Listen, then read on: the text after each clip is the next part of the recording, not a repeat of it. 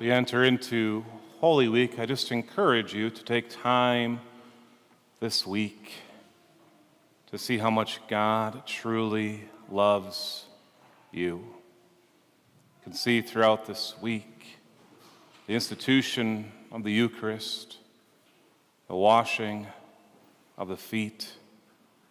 Of course, today we read the Passion. I'll be on Good Friday once again, an opportunity to venerate the cross. And then entering into that silence when the world stood still as Jesus was laid in the tomb. Of course, Saturday night we'll celebrate the great Easter Vigil and the resurrection of Christ. But don't ignore what this week is supposed to be.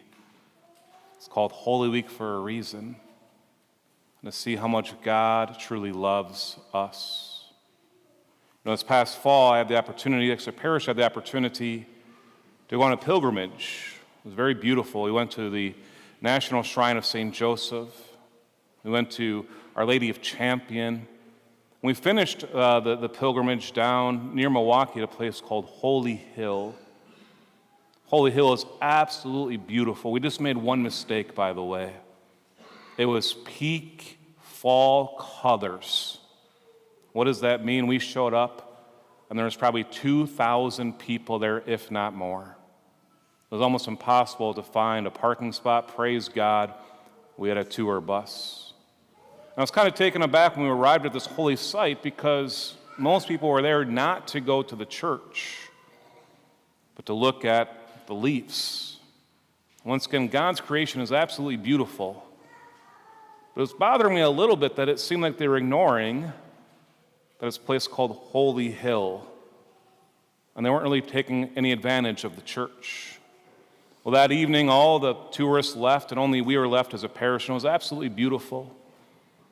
The next morning, we woke up, had the early Mass at 8 o'clock, and we had some time just to explore the grounds, to spend extra time in prayer.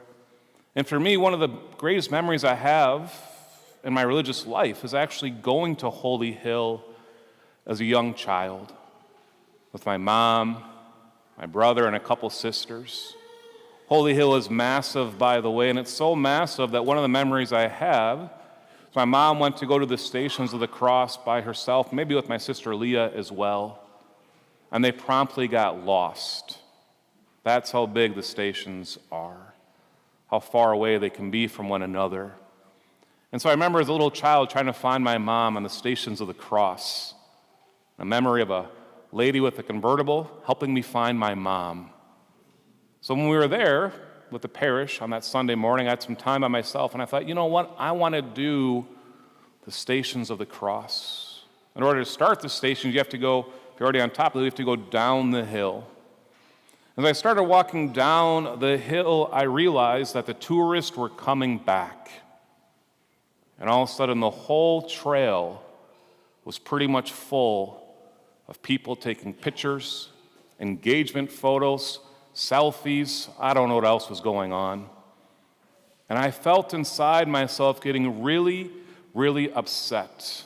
I'll be honest with you, some of those photos I made sure there was a priest in the background. But I wasn't smiling.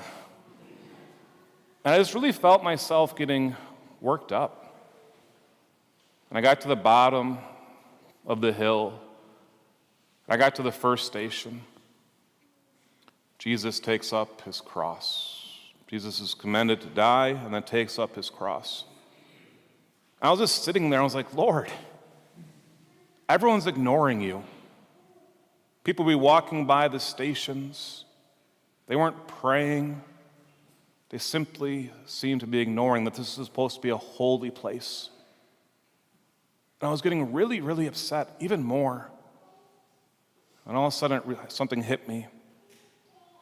And it was revealed, God revealed, at least to me in that moment, how much God truly loves us. That we can ignore him so much in our life, yet he still gives himself to us. So as I started the Stations of the Cross, and I started walking up that hill once again, and seeing people once again continuing to ignore Jesus' suffering.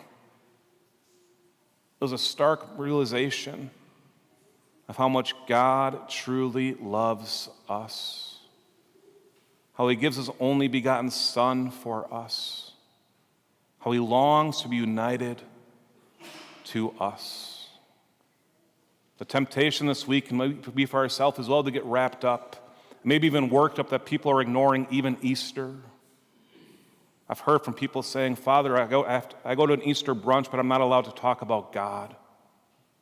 And yet there is Jesus, there is God on the cross for us on Friday, and him rising from the dead. Why? Because he longs to be united to us, even as we mock him, scourge him, as we heard today. Cry out, crucify him. There he is, giving himself to us. So this week, as we enter into this Holy Week, just take time to acknowledge all that he does for us and to truly thank him for how much he loves us, even when we ignore him.